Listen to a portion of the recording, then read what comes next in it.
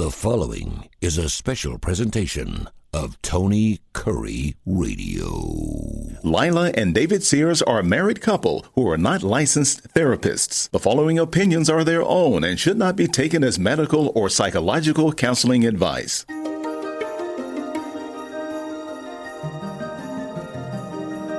Relationships today face more challenges than at many times in recent history. Join married couple Lila and David Sears as they navigate the world of relationships in Empathy Ever After. Hello, everyone, and welcome into Empathy Ever After. I'm David Sears with my lovely and talented wife, Lila Sears. Hello, everybody.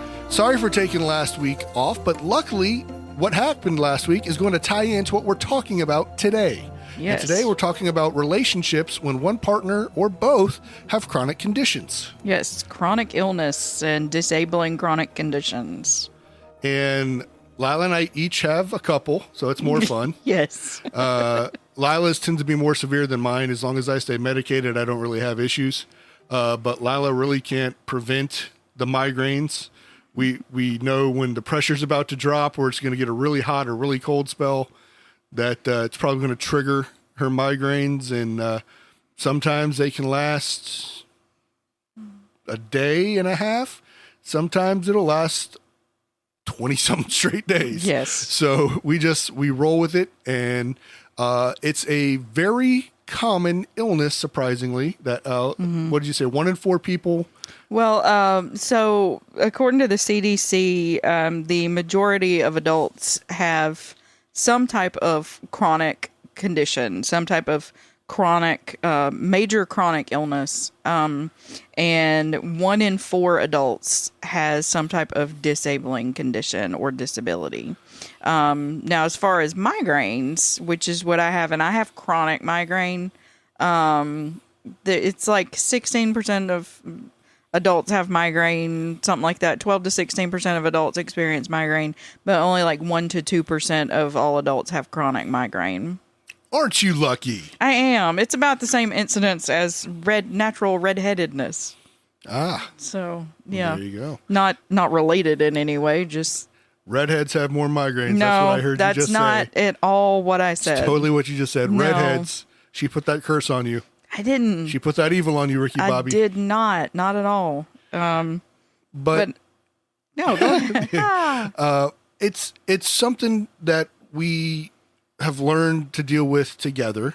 It started getting worse around her mid-30s when it really just started ratcheting up. It was really about the time I turned 40. They say everything kind of goes to hell in a handbasket when you turn 40, and they're not kidding. About the time I turned 40 was when my migraines went from being episodic to, because I would go for months at a time without having a migraine when I was in my 20s, to really having chronic migraine about the time I turned 40, which was, of course, the end of 2020. Nothing was going on at that point. There was no kind of stress that was unusual. Not at all. Nothing was going on in 2020 that was stressful to anybody. Nope. Nobody had anything weird going on. It's something she's learned to deal with, and I've learned to deal with. There's some days where it's, hey, can you make dinner? Or, hey, I really need what we call cheeseburger therapy, which is a cheeseburger, some French fries, and a Coke in the dark with maybe some last podcasts quietly going on. We've found ways to deal with it. It kind of just happened. She'd had migraines before, but it wasn't as big an issue before, and they've just slowly gotten worse as she's gotten older. I think it was our 3rd or 4th date, I told you that I was schizophrenic and had severe depression. Yeah, I don't remember exactly when you told me that. But that was around the time I was like, I love her. I need to know if this is a deal breaker for her, so I'm going to put myself out there. And it wasn't. And she's helped me deal with mine, and medication adjustments and various things we've had to deal with as we've adjusted to new medicine. But if you're just starting out with a relationship, it's scary because you don't want to admit to your potential partner that, hey, guess what? I've got this condition. And some people, it scares them away. And some people are like, cool, that's all right. We'll work through it together. And it's difficult because you are being incredibly vulnerable and you want them to accept your vulnerability. Yeah. If you're opening up like that early on in a relationship or when you first start dating somebody, you don't want an illness, something that you can't help, to be the reason that you're rejected by somebody you're interested in. But that's not to say that person is, it's not always that person is a terrible person. It's not. Some people it's legitimately scary for, and they don't know how to process it. Yeah. I mean, you took it really well. I think it's part of your social work background with your mother and Daybreak, and you've seen a lot of people with mental illness come in and seen some that were high functioning and some that were just, they didn't want to take their meds. They didn't mind being crazy and being inconvenient for others. Well, we don't use the word crazy, but yeah, I mean, I'm sure that's part of it. And, having had, family members who had different mental illnesses and that kind of thing, different like spouses of cousins and that kind of stuff who had mental illness and stuff. It was like, well, we can deal with this. It's like any other disease. A disease of the brain is another organ. It's just another organ in your body that can get a disease like any other. Unfortunately. And sometimes the mental ones can be really rough. In all likelihood, due to all my past concussions and everything, I was going to get to deal with me with being demented in some way.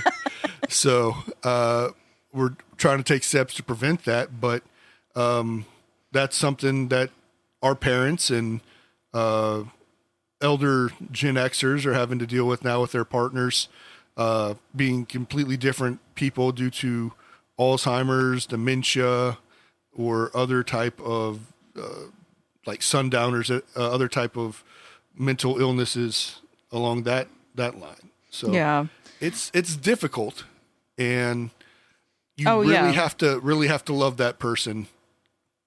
Oh yeah, for sure. And we don't want to downplay anything that a healthy partner or a partner who, two partners who are disabled, one of them, you never want to compare that. You never want to play the who's more disabled game. I'll win that one, obviously. You never want to compare like who's got it worse or who's got it better. And it's a very difficult thing, because Lila, when she has her full-blown migraine attack, the full-blown, which is she has to be in a dark room with it cool and cannot really take much noise. That's difficult because I'm a very loud person. So I've learned to walk softly and always be kind of like, hey, using my NPR voice. So talking to her that way. And there's some days when she can power through. She'll cook dinner. She'll hang with me for a little bit. She's like, I got to tap out. And it's that, I think the frustrating thing for her and me is that it can go from okay to kind of a pain to brr in less than an hour, just because you never know what's going to happen. And it's rough, because not only do you see your partner go through all this, but you just feel helpless because you can't do anything for them. Right. And like we've tried some stuff. The Delta 8 gummies have helped with it a little bit, but I mean, even the new medicine she tries, they seem to only work for a little bit. It's rough because I just feel Yeah. I want to help you, but I can't, and I just don't know what to do. Don't know what to do with my hands. Just I don't know. Don't know. Don't know what to do. Well, and I think that the thing to remember when your partner has a chronic condition is that nobody wants to get better more than the person who is ill. Oh yeah.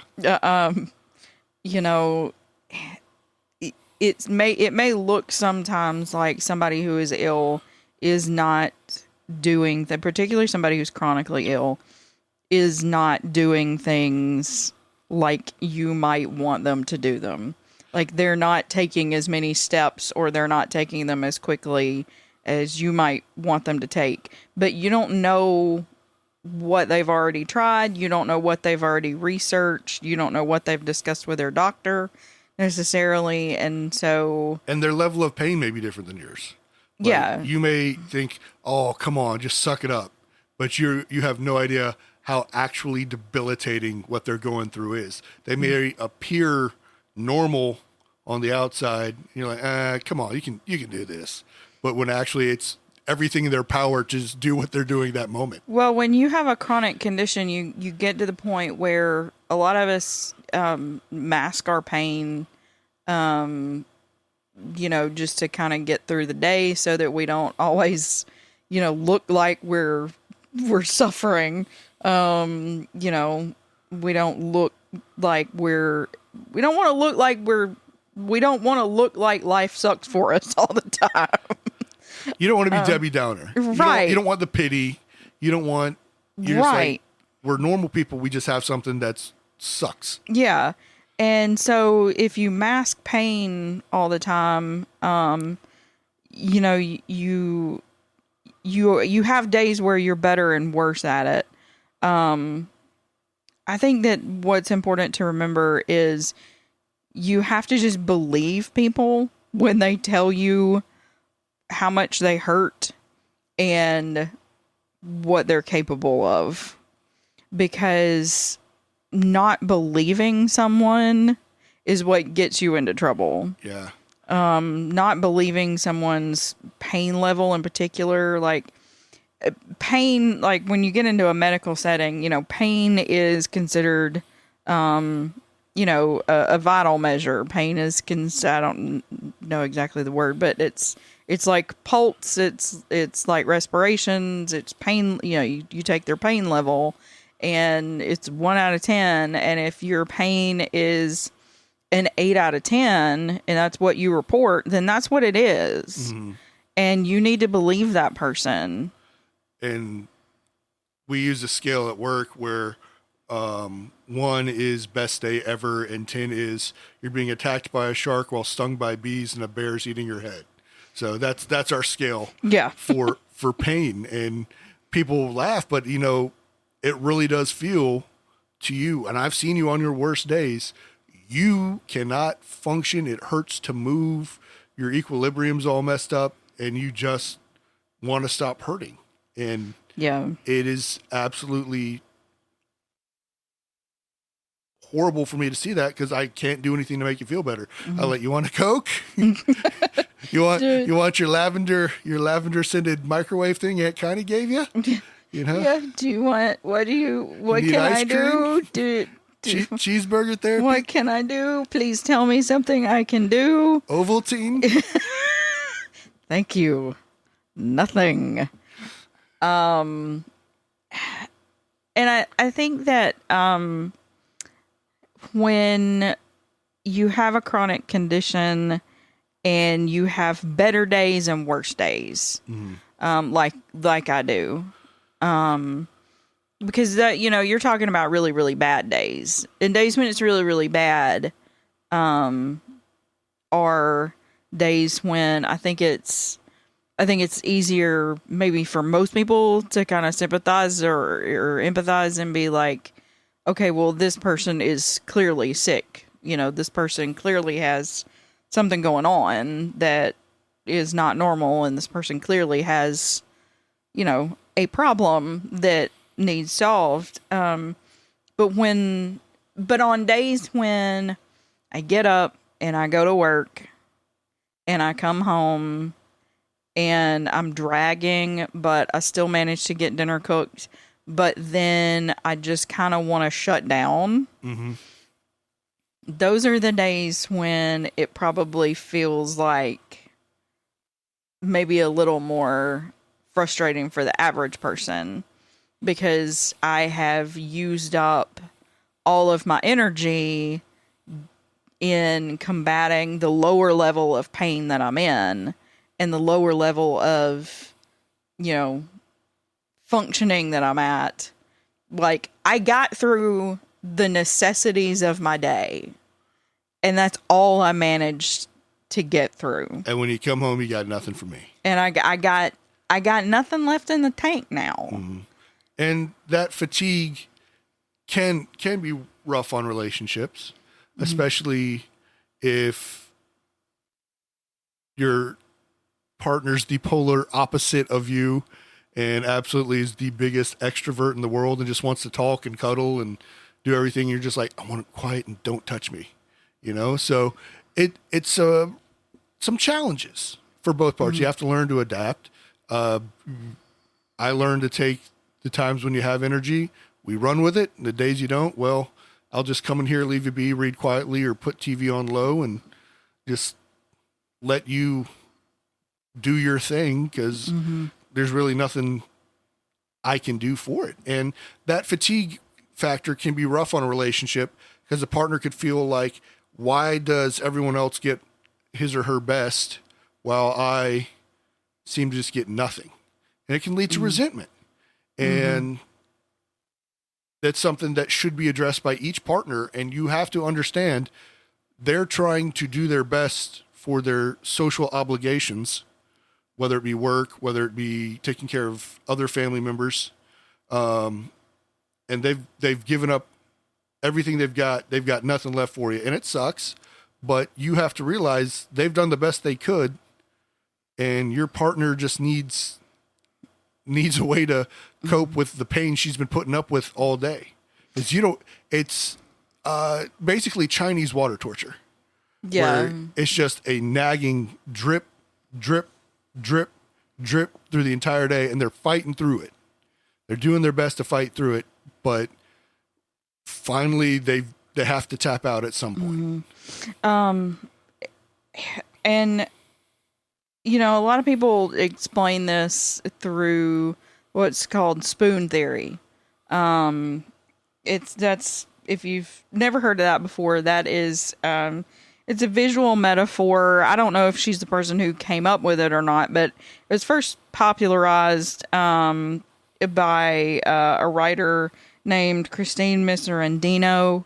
She may be Italian. She may be Italian American, but I think she has lupus, and she Is she sure? Has she seen Dr. House?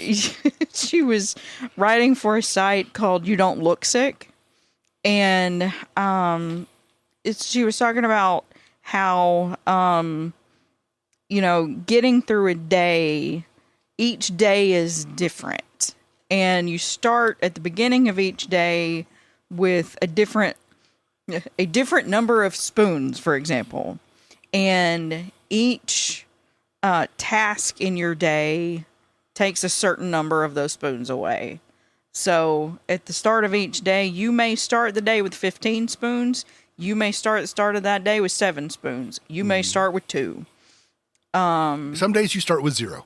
Well, and if you start with 0, that's a day where you are staying in bed because you got nothing. Yeah. And it's I've had a few of those with my depression where I just did not want to do anything. And I think it's harder, I would say perceptionally, not actually, perceptionally, it's harder for men to admit they have no spoons. They just want to say, put their head down and just plug on through it. And that's why I think men tend to run themselves in the ground more, because they're less likely to tap out. While women, I think this is going to sound weird, you're more in touch with your body, I'd say. Maybe. And you understand the mental physical health connection. Mm-hmm. I don't know if this is scientific. This is a David Sears theory, but I think TM. But I think you're more in tune with your body mentally and physically than men are, because men are the worst at, oh, it hurts, I'm just gonna not make it hurt. Rub some dirt on it. Rub some dirt in it. Go out there. Oh, you have a torn ACL and you have no functioning cartilage in your knee. Just wrap it up. Rub some dirt on it. I'm good to go. Walk it off. I'll ice it. Walk it off. So, but I don't think, and it's a societal thing where men are supposed to be macho, and we hold up Bear Bryant playing with a broken leg against Tennessee, or Kurt Angle with a broken freaking neck winning a gold medal. You know, those are held high in esteem. And when in reality, they were dumb. They were very dumb, and they could have done some really permanent catastrophic damage to their bodies. Yeah. And they did not have to do what they did. They did not. They did it at their own peril. Yeah. There was no need for them to do that. Well, again, though, it said that this is a whole other conversation. Kurt Angle versus Simone Biles. Kurt Angle, 1996, broken freaking neck. Simone Biles going through a mental health crisis. Well, people call that a mental health issue. Yes, your brain. It's PTSD, but well, okay, but she also had the twisties in Tokyo, which means she couldn't orient herself in space, but that goes back to the mental. Right, but if you can't orient yourself, she was in the Orient. Oh God, if you can't orient yourself in space as a gymnast, that's dangerous. That is extremely physically dangerous. So that is a real threat. It is. But it's perceptionally, men have to be tougher. They have to plow through. They can't tap out.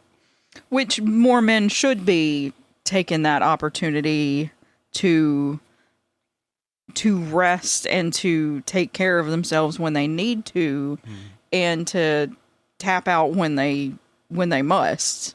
More men need to be taking care of their mental and physical health, because it's particularly their mental health, because the male suicide rate is so high, and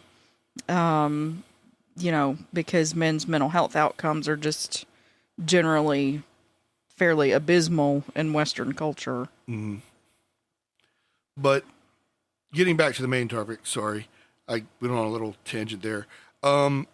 That spoon theory spoon theory, has some days when, like you said, you've got a full drawer of spoons, you got no spoons. Mm-hmm. And some of those days you have no spoons, you can feel completely unattractive and unloved by your partner. You are not unloved, you just feel like a burden to your partner. Like you don't. Like I have nothing to give. And if I have nothing to give, then what's the point of being in a relationship? If I feel like I have nothing to contribute, then why am I even here? Why is my partner here? Because I love you. Aww. And sometimes that's all you can do is just love your partner, because there are going to be days when they're dealing with their condition where they have nothing. They have absolutely nothing. They don't want to talk. They need to sleep all day. They need to be in the dark all day. You've got to do all the housework. Normally it's a 50-50 split, but there's some days you and the other partner who's doing okay has to do all the laundry, has to do all the dishes, has to cook. And sometimes the partner who's not doing anything will feel useless and completely just a big burden to their partner who's doing everything. Yeah. I definitely think that there's more to the feeling unattractive, though, with a chronic illness. There's more to it than feeling like you don't maybe have anything to contribute. Mm-hmm. A lot of times with a chronic illness, there's stuff about it that just makes you feel, number one, it makes you feel physically bad. anything that makes you feel physically bad makes you feel kind of unattractive. If it makes you feel sluggish, if it makes you feel fatigued, if it makes you feel bloated, if it makes you feel like electricity shooting through your fingers. yeah, like electricity shooting down your arms, it's gonna make you feel unattractive. Sometimes in chronic conditions, there are things about them that are gross. We both have chronic conditions that we both have some digestive issues. We do. We do. that are amitriptyline. yes, that are some things about our digestive health that is a little bit gross that can make you feel unattractive. That might be something that your partner deals with or that you deal with that can make you feel unattractive. Especially when you've been hugging a toilet all day. I mean, some people, and I've had ulcers, and stuff like that, yeah, that's not cute. It's not. And I remember that you when I was first diagnosed with my digestive stuff, it took some weird adjustments on my part because I had to adjust what I was eating. I had to watch certain foods that could be triggers. And there were some days when we were testing the medicine where I literally would be on the couch for 5 minutes and right back in the bathroom. And it's just, it's, you don't feel attractive. That's one of the words you never feel. I don't know anyone who feels attractive when they're on a toilet. Yeah. Maybe Rodin's thinker, but other than that. Maybe, I don't know. But it's a difficult thing to deal with, and you don't feel attractive. You don't feel sexy. You don't feel any way worthy of affection or anything because you just I look so gross and I'm so disgusting. But another part of when you or your partner have a chronic condition is one partner might end up becoming a caregiver. Mm-hmm. And that adds all types of stress to the relationship, whether it be financial, because the other partner has to take time off of work to take care of the chronically ill partner, or the chronically ill partner can only work part-time. So you go from a 2 income to a 1.5 income, or sometimes that chronic illness, they have to go on disability, and disability in this country is not taking care of people that are chronically disabled. And it's rough, especially when you're that caregiver, because that means not only are you taking care of the partner who's chronically ill, if you have children, you've got to be the main parent for them. And, mommy or daddy isn't able to do that today. They're not feeling well, but I can help you. And sometimes with little kids, they don't understand that. Mm-hmm. So you're having to explain to little kids in ways they can understand, even though they may not be able to mentally process it yet because of their age.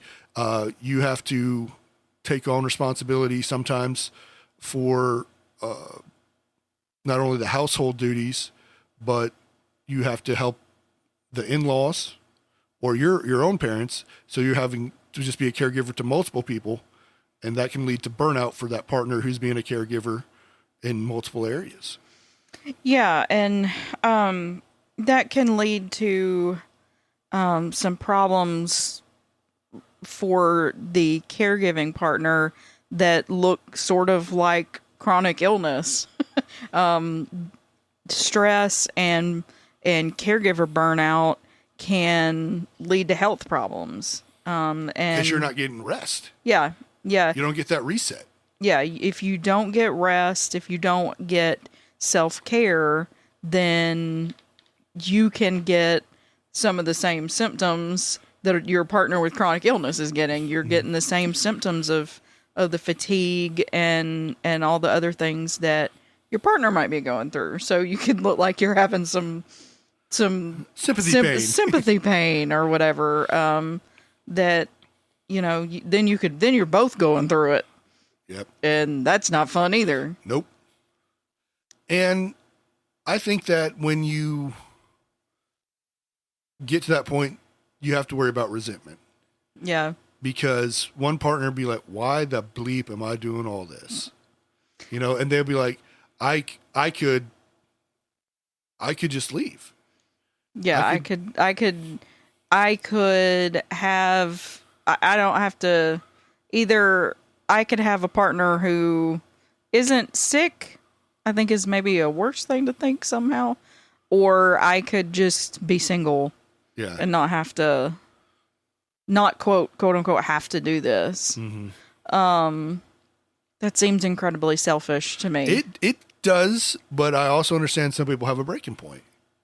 Sure. And some people can be your ride or die, and then some people, when the going gets tough, I'm out. Mm-hmm. You know, and we've seen this before, where couples divorce because one person is terminal or has one person gets cancer. Yeah. And I've seen that a couple of times. I've seen one partner, and in the cases I've seen, it would be where the woman gets cancer and the husband divorces her. And it makes me want to get very stabby. Because when you get married, you take a vow that says in sickness and in health. Mm-hmm. And now if you chose different vows, or if you're not married or whatever, there's a difference. But if that was your vow, I think you really ought to do some soul searching before you decide, oh, my partner got cancer, I guess deuces. Or get Joe Estevez and he'll take your soul. Yeah, well, nobody's going to understand that reference, but you and me and 3 other people who have seen that movie. You know what? It's worth it. We may have a few Misties listen to us. Shout out. Yes. The lesser Estevez. Yes. Oh, goodness. We have a sickness, and it's called watching bad movies. For fun. No. The Anyway. only prescription are talking robots. You're getting really off track, Sears. I am. All right. But anyways, back to that. With the caregiver aspect, it can be just a problem because that means you have to reduce your social life. And there are some people who are incredibly social and want to be out every night, seeing friends, going to book clubs, doing dinner parties.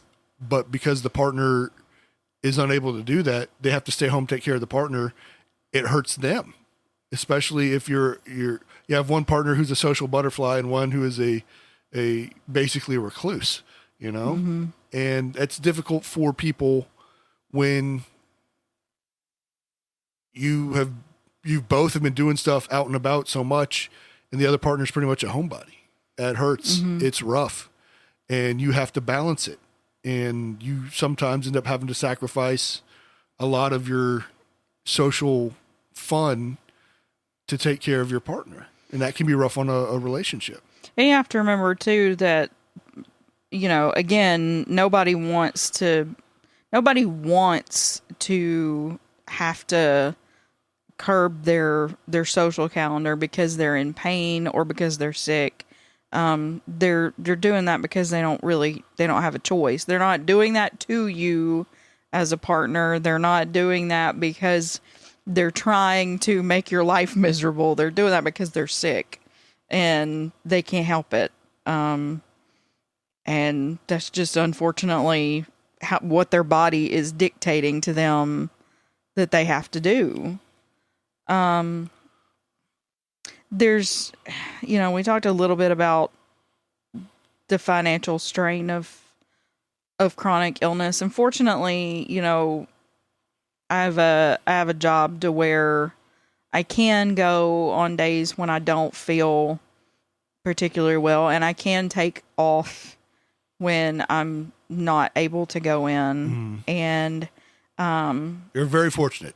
Yes, because, you know, I'm not somewhere where somebody's going to be tracking every 15 minutes that I'm, you know, there and that I'm clicking the keyboard or whatever. And it's it's not that way for a lot of people in this country, and that's very unfortunate. What's also unfortunate is the cost of medical care. Yeah, medical bills can be very expensive, and when you are relying on one partner's insurance, if they're at a job where the insurance isn't particularly well, but you're having to cover both people, that can get very expensive very fast with the high deductibles, as well as generally chronic illnesses require a lot of medication. Yeah. And a lot of those medications can be very expensive. I take a medication that is like $900 per prescription. I take a medication that's over $1,000 per prescription. And you know, it's if I didn't have excellent health insurance and a copay card from the drug manufacturer to help pay the copay, then, you know, I'd be in a real bind. You would be. And we experienced that a little bit when we first got married. Neither one of us had really great health insurance. And my antipsychotic, what helps me not hear voices, my insurance decided we're not paying for that anymore. And it was a scramble between my psychiatrist and the insurance company to find one that was equally as potent, but more affordable. But wasn't going to be $650 a month or something? Yeah. Which is... that was just for 30 pills too. Yeah. $600 something dollars for 30 pills. And that was way back in like 2008. Yeah. So I can't imagine. Of course, it's probably gone generic by now, but yeah. But luckily, the one they switched me to has worked well. But it can be financial burdens. You definitely see a lot of bankruptcies because of having to pay most for of the chronic illness most payments. consumer bankruptcies in the United States, or at least partly contributable to medical debt. Yeah. Which is not a thing they do in other civilized countries. No. In other Western countries. Yeah. China, they just kill you. So. But while you have all of that, the thing that Lila and I have the best is we're a team. Go Team Sears is our team motto. Yeah. Go Team Sears. And we know that there are going to be days when she cannot do anything. My days where I can't do anything are very rare, and she's very supportive of that. I mean, I think I've taken my fair share out of torn quads and broken hands when you've had to take care of me. But it's just the orthopedic surgeries. Yes, but you have to be a team, and you have to approach this from a team mentality.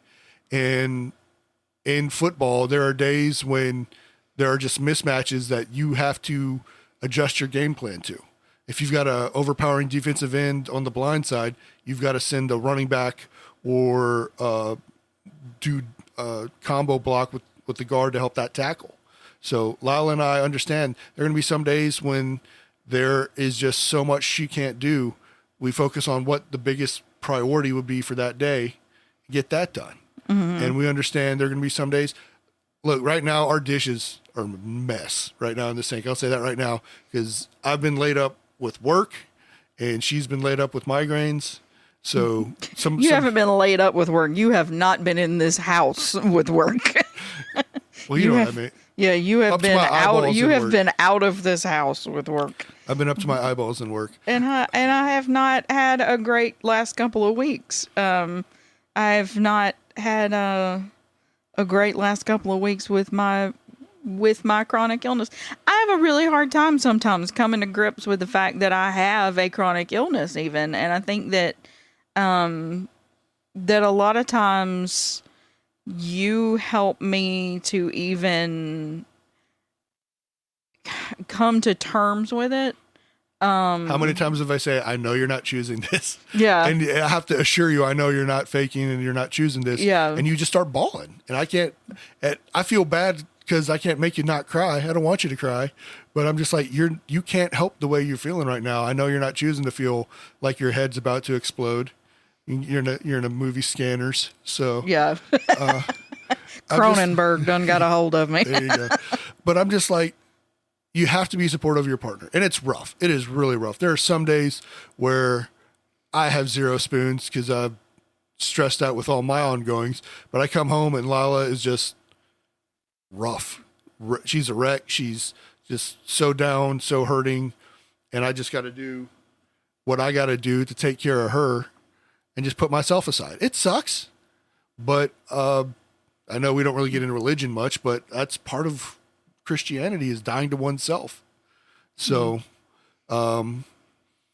it's important that you are a team, that you know you have each other's backs regardless. And you have to support them through the thick and the thin, for better, for worse, in sickness and in health. Another thing is about being a team is neither one of you feeling like the sick person is indebted to the healthy person or the caregiver for the caregiving, or even just understanding. Like, oh, you owe me so much money. Because indebtedness is something that leads to resentment in a relationship. It is, and you don't want it to be like, man, she owes me a night out. I need to go eat chicken wings at Hooters and watch UFC. She owes me that. No, she owes you jack squat. When you took the vows of marriage, you have committed to that person for the rest of your life, regardless of what happens. And well, there are a few exceptions, which we'll get into probably with one of her violence in relationships down the road, talking about that. And she has a few helpful hints about that, seeing she deals with that. But for the most part, you are with your partner. You have made that commitment. You are ride or die. Mm-hmm. And that frustrates me when I see people cut out because their partner has a chronic condition, or because their partner is just something that is an annoyance to them, Yeah. When it's something that the partner cannot help, then it's not something that you're indebted over. You're not, because you have to realize the partner did not choose this. Yeah. The partner wants to feel as normal as possible and be as normal as possible. And they did not want this life of pain or whatever condition. Sometimes it's not pain. Sometimes it's MS or an autoimmune disorder pops up. They did not choose that. They just want to feel normal. They want to be back to normal. They don't want to have to take 30 pills a day. They just want to be normal. And you have to understand that. Mm-hmm. You have to understand they are not choosing this life. Mm-hmm. The thug life chose them. So, the drug life. The drug life chose them. So, and there are some days when you just have to go. And you know what? There's a great thing called couples therapy. Mm-hmm. And you can get some stuff out there and be honest and have a third party work with both of you. Because sometimes it takes someone who's not in the thick of things with you, who's looking at this from 40,000 feet, to say, why do you feel this way? Why are you doing this way? Did you ever realize that she was doing this? Did you ever realize he was doing this? And they can help give you advice and help you see your relationship in a new perspective. Yeah, and you can go to couples therapy, or you can go to individual therapy, or you can do both. I go to individual therapy, and my individual therapist is very good about reminding me to take care of myself, because if I don't take care of myself, then my body will shut down and make me take care of myself. Yep. But couples therapy can help get some of these issues out into the open and help you think through them before resentment or some of those other things become a bigger problem. Exactly. And I want to make an executive decision. We're going to talk about one of the biggest problems in relationships next week. A lot of the chronic condition, you may have a lack of physical intimacy in your relationship, and that can be frustrating. So next week, We're talking physical intimacy, aka sex and relationships. What? I'm utterly terrified. Our parents don't need to listen to this one. You can. No. I don't mind. I forbid it. I'm weird. Just, you're not listening to it next week, parents. But that is an issue, again, because one partner may have an incredible sex drive and the other one, they have nothing because they hurt so much. And there's nothing there, and it can be frustrating. And it could really lead to resentment, but the person thinks with their genitals and not with their actual head. Yeah. And again, your partner wishes they didn't hurt. I promise. As someone who hurts, your partner who has a chronic condition wishes that they didn't have that. They wish they didn't have that going on more than you know. And more than you do. And it's, if there was anything that they felt like they could do to fix it, they would be doing that. And it's not a matter of, dear God, please don't tell them that if you would just drink more water. Or lose some weight.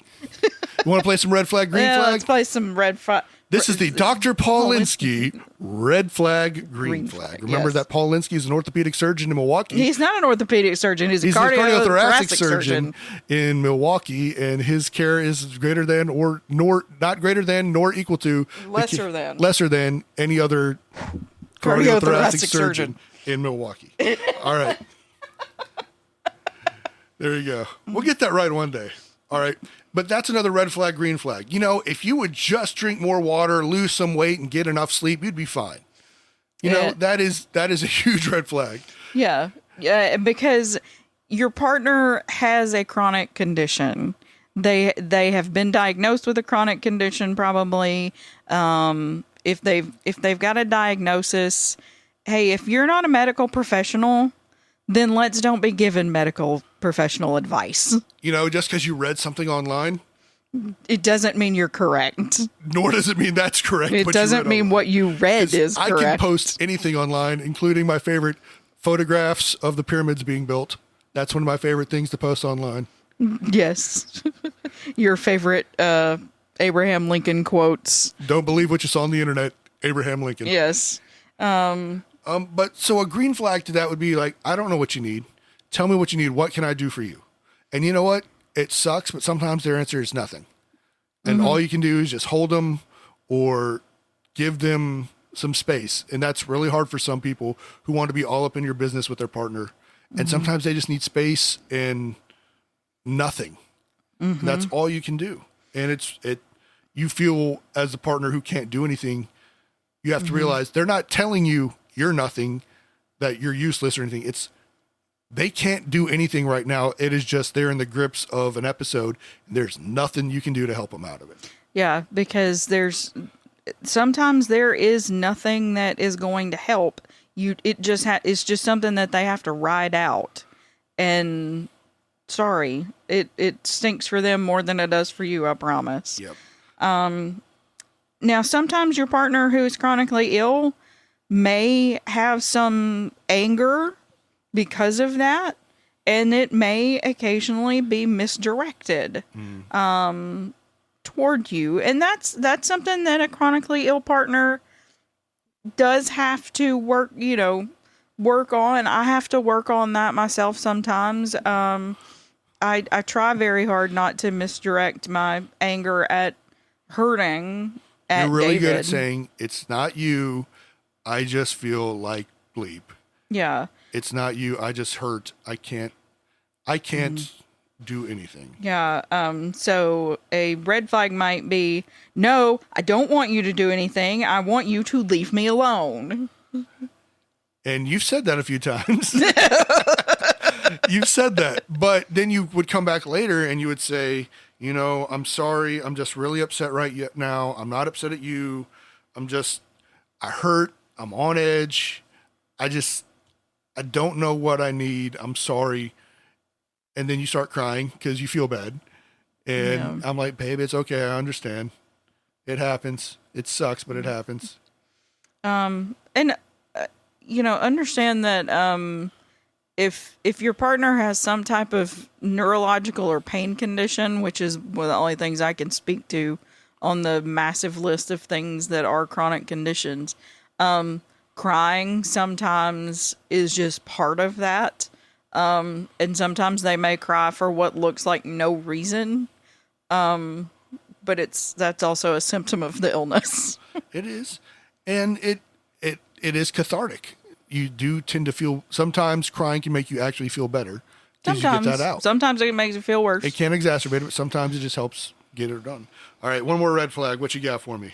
A red flag would be when a partner who is not the ill person insists on doing a thing that is going to make the chronic condition have a flare and then complain when it flares. All right, I've been guilty of that. One of my absolute favorite restaurants in Birmingham is ridiculously loud, 100% loud.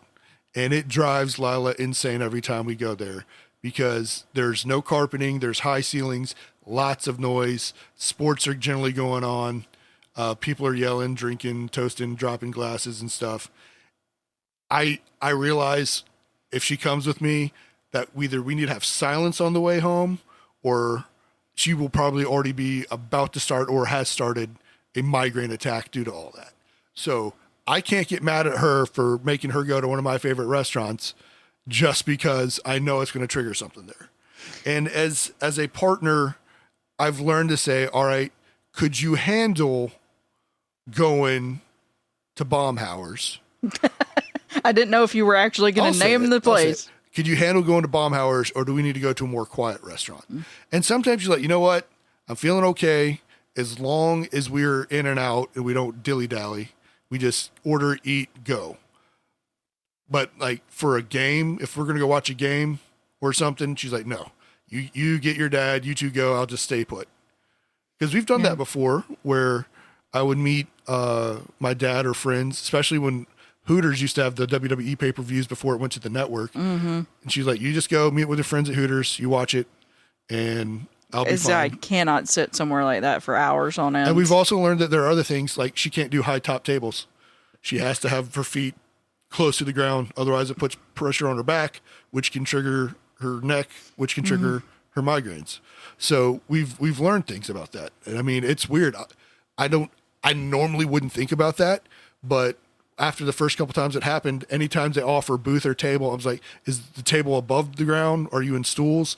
And they'll be like, yeah. I was like, can we get a booth? She's like, you may have to wait a few more minutes, but waiting that few more minutes is a lot more valuable than triggering a migraine because she's hurting. Hey, buddy. I will say, just because you named the place, since Baumhauer's redid their restaurants recently, the redo is a better environment than the old one. But I mean, you're learning about that and you adjust.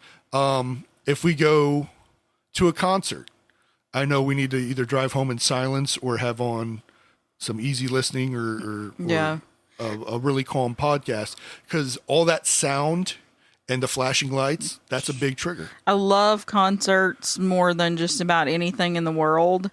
I will occasionally have to absolutely hide from a light show that's going on, though. And we've learned to take earplugs.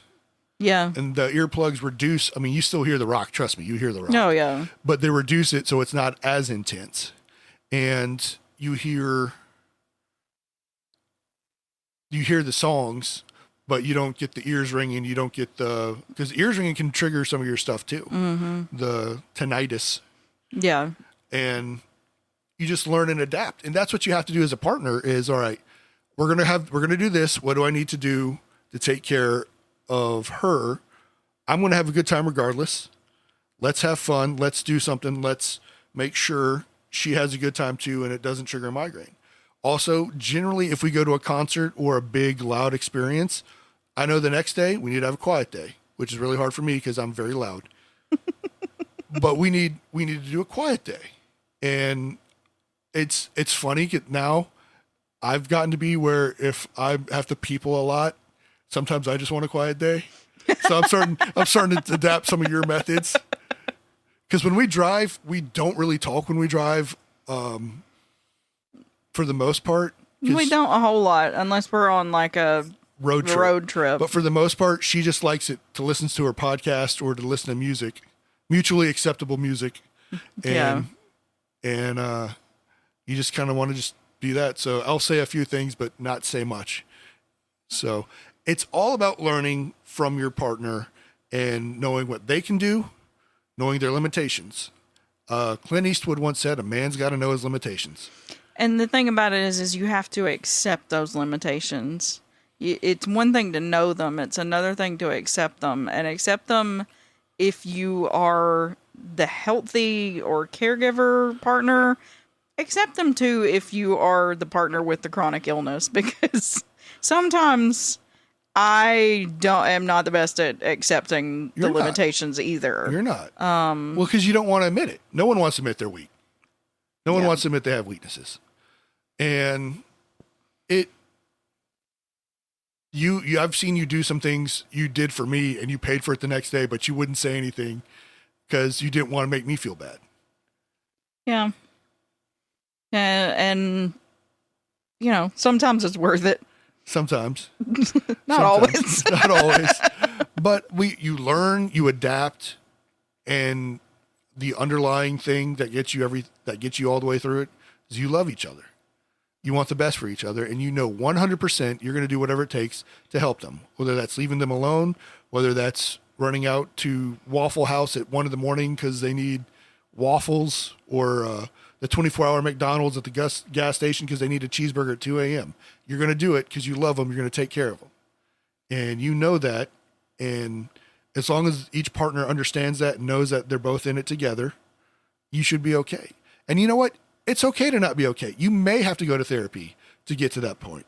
You may have to go and have an honest conversation like, look, you got to do better. All right. I'm doing the best I can with my illness, but I need you to help me. And that's really hard sometimes for someone who's very independent and an only child to ask for help because they're so used to doing everything on their own. They don't want to ask for help. Strong, independent woman. Don't need no man. Don't need no man. Sometimes she does. She doesn't want to admit it. And sometimes I'll try to power through. David, your blood pressure is over 200 because your back hurts that badly. You need to stop. Yeah, you need to lie down, please. Yeah. So it happens. And it's a fine line to walk as a partner to take care of the other partner. You don't want to baby them, but you want to make sure they're taken care of. Although sometimes it's okay to baby somebody. It is. But you got any final thoughts, Springer? Not really, other than just be kind to yourself and to your partner. This has been a special presentation of Tony Kurre Radio.